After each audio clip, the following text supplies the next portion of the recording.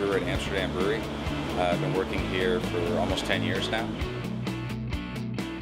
Had the idea several years ago to combine the oysters from Rodney's with like a dry Irish stout, and we tried to use as many ingredients as we could that were from England, and try to brew as traditional an Irish stout as possible.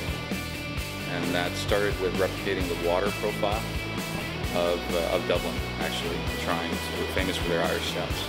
The water profile is very, very important in lending a dryness to the overall beer.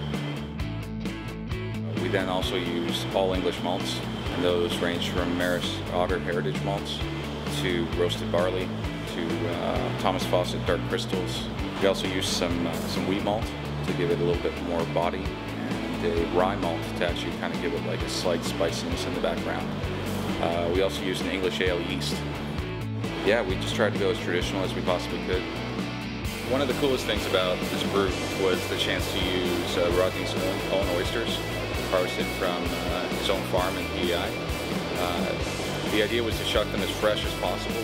So we actually had shuckers standing over the kettle, shucking directly into it, which is pretty unique. We also added brine directly afterwards, and we were really, really lucky to have the opportunity to brew a Irish stout with fresh oysters from Rodney's farm. I've always wanted to brew an oyster stout, and it just worked out perfectly this year. Because of the small batch size and the raw ingredients, you're only ever going to be able to get this beer at Rodney's Oyster Fest. The beer is really all about the roastiness and the dry finish. And the oysters add an extra layer and almost undercurrent of brine throughout.